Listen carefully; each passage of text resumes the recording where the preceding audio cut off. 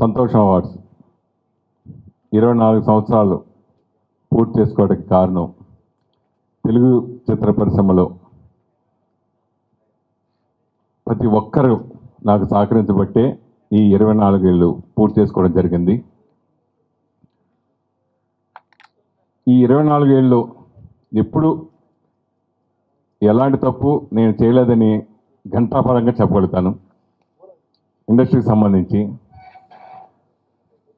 సాధారణంగా ఏదైనా పెద్ద పెళ్లి జరిగినప్పుడు అంటే సంవత్సరం అవార్డు ఫంక్షన్ అంటేనే తల మీద ముళ్ళ కిరీటం లాంటిది. నిజంగా నాకు అక్కినేని నాగేశ్వరరావు గారు చెప్పారు, చిరంజీవి గారు కూడా చెప్పారు, చాలామంది చెప్పారు వద్దురా అది అవార్డ్స్ పెట్టుకోవద్దు అని చెప్పారు. కానీ నేను దాన్ని ఒక ఛాలెంజ్గా తీసుకుని లేదు మన కొత్త వాళ్ళని ఎంకరేజ్ చేద్దాం ఇలాంటి ఉద్దేశంతో నాకు కేవలం అక్కినేని నాగార్జున గారు ఫస్ట్ ఫంక్షన్ యానివర్సరీ ఫంక్షన్ అయినప్పుడు ఒక ఫిలిం పేరు లాగా మన సంతోషం అవార్డ్స్ రావాలని నా కోరిక అని చెప్పి ఆయన కోరిక మేరకు ఆయన అన్న మాటని నేను నిజం చేయడం కోసమే నేను అవార్డు ఫంక్షన్ స్టార్ట్ చేశా.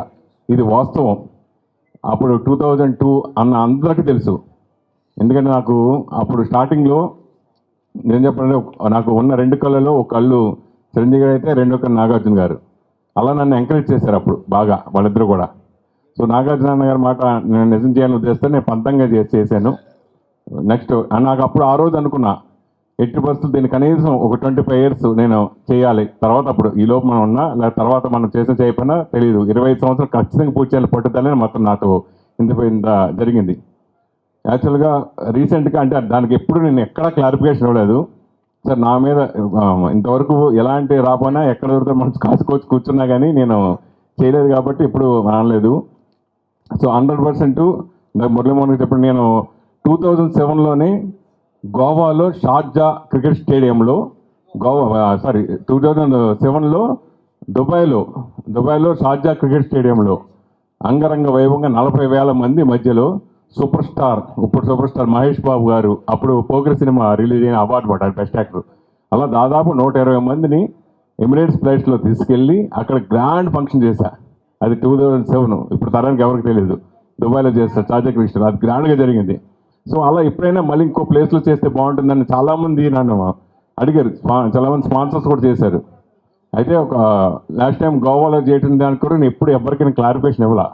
ఎందుకంటే ఇందుకు డిస్కషన్ చేసుకుని నేను అన్నీ చూస్తాను. ఇండస్ట్రీలన్నీ మనం ఎంత తక్కువ మాట్లాడితే అంత మంచిదని ఉద్దేశంతో తప్ప నేను ఎప్పుడు దాన్ని ఎక్కువ ఎక్స్టెండ్ చేసుకోలేదు.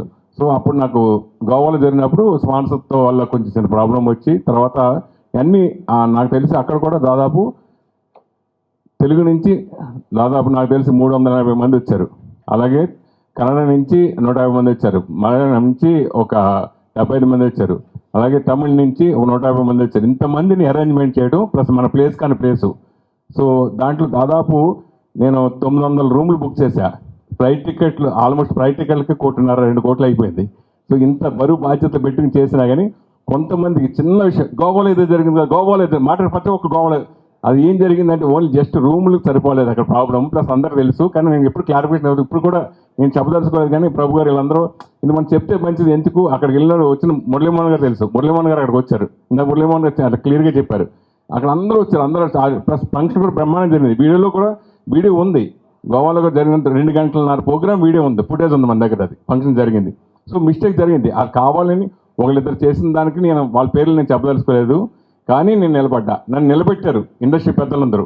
మురళీమోహన్ గారు కానీ ఇలా సీనియర్ అందరూ కూడా నాకు చాలామంది కాపాడారు. అలాగే మనం ముఖ్యంగా ఆ టైంలో ఈ ఫిలింనగర్ కల్చర్ సెంటర్లో నేను కల్చర్ కమిటీ చైర్మన్గా చేశాను, కమిటీ మెంబర్గా చేశాను, కల్చర్ కమిటీ 2 సార్లు చేశాను, కమిటీ మెంబర్గా చేశాను, అడిషనల్ చైర్మన్గా. నాకు అంత డిస్టర్బ్ అయినప్పుడు సురేష్కి ఏదైనా కొంచెం ఉత్సాహం ఇవ్వాలనే టైంలో నాకు ఆయన పిలిచి సురేష్ నువ్వు కల్చర్ కమిటీ నువ్వు ఉండు, అడిషనల్ చైర్మన్ ఉండు అంటే నాకు లెటర్ ఇస్తే నేను షాక్ అయ్యా. ఏంటి సార్ ఈ టైంలో అంటే లేదు నువ్వు నేను చేస్తాను నువ్వు చేయని చెప్పి నాకు సర్ప్రైజ్ ఇచ్చారు మన కేశరావు గారు. ఆయన నా జీవితాంతం నేను చనిపోయేవారు గుర్తుపెట్టుకుంటాను ఆయన ఎప్పుడు. సో ఎందుకంటే కొంచెం డిస్టర్బ్లు ఉన్నప్పుడు ఆపదలు ఆదుకున్నవాడు మన దేవుడు. అలాగే ఆ ఫంక్షన్ అయిన తర్వాత నాకు తిరుపతిలో సూర్య సైమెంట్ వాళ్ళు కలిశారు. వీళ్ళందరూ దర్శనానికి వచ్చారు. సురేష్ గారు అది మన జరిగిన గోవాలో జరిగింది సార్ ఎక్కడ చేస్తారు నెక్స్ట్ ఎక్కడ చేస్తారంటే హైదరాబాద్ చేయాలని ఉంది కానీ కొంచెం డిస్టర్బ్ ఉన్నాను ఇందుకు దేవుడి దర్శనానికి వచ్చానండి అన్నాను నేను. అనేటప్పటికి అనిల్ గారు వాళ్ళు కలిసి నాకు లేదు ఈసారి మేము స్పాన్సర్ చేస్తున్నామండి అన్నారు. అదేంటి సార్ నేను ఇంకేం ప్లాన్ చేయలేదు అనుకోలేదు అన్నాను. 1.5 year అయింది. ఆయన చక్కని లేదని మేము చేస్తున్నామండి అన్నారు. నేను హైదరాబాద్ వచ్చేటప్పటికి అకౌంట్లో 10 లక్షలు పంపించాడు ఆయన. 10 lakhs పంపించాడు సింగిల్ పేమెంటు. అకౌంట్ డీటెయిల్స్ పెట్టినట్టు పెట్టా, 10 లక్షలు ఇచ్చాడు. అంత డిస్టర్బ్ అయిన తర్వాత నేను షాకు. ఏడుకొండ స్వామి వీళ్ళ చేత ఏం చేయడేమో అనుకున్నాను. సో అది నాకు లేదు, నేను ఆపకూడదు, ఇది నాకు ధైర్యంగా వెంకటేశ్వర స్వామి నాకు సపోర్ట్ చేశాడు అని చెప్పి నేను ఆయన 1.5 year అయింది నాకు 10 lakhs ఇచ్చి. అప్పుడు ఒకటే పేమెంట్ 10 లక్షలు ఇచ్చి నీకు నేను నిలబడతాను, నేను ఉంటాను, ఇంకేమైనా కలుతున్నాను అడగండి, మీకు చేస్తాం, నేను సపోర్ట్ చేస్తాను, ఇలా ధైర్యాన్ని ఇచ్చారు నాకు స్పాన్సర్స్. చిరంజీవి గారి దగ్గర అందరికీ ఈడు ఎలా చేస్తాడు, ఈడు ఎలా చేస్తాడు ఏం లేదు.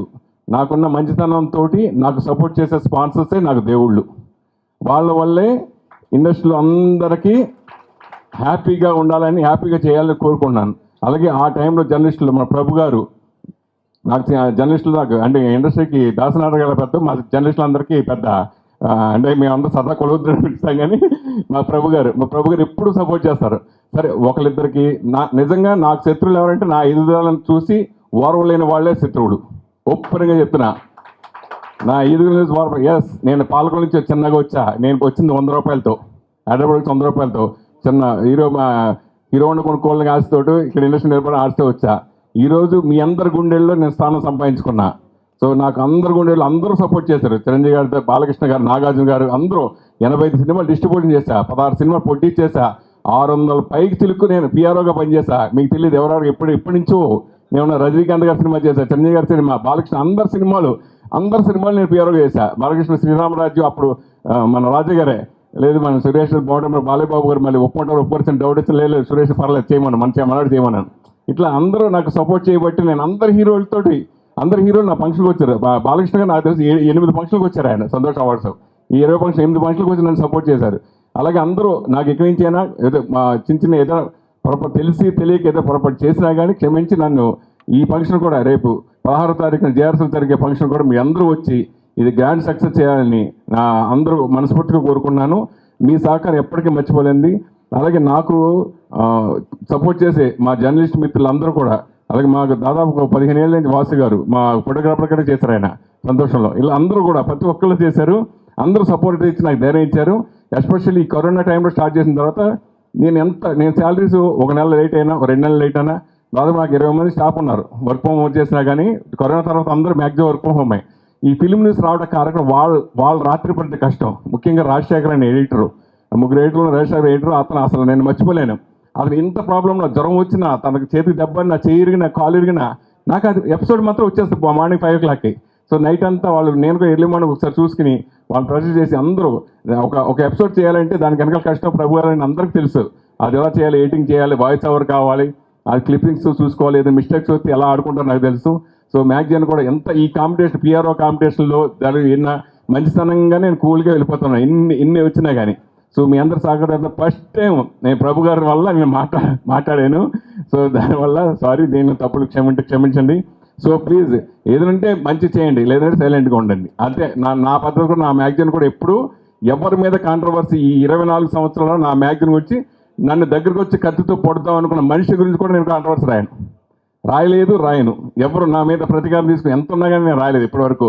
అలా ఇందాక యాంకర్ చెప్పినట్టు చదివినట్టుగా అవన్నీ కొంచెం నిజాయితీగా నేను ఉంటూ చేసుకెళ్తున్నాను.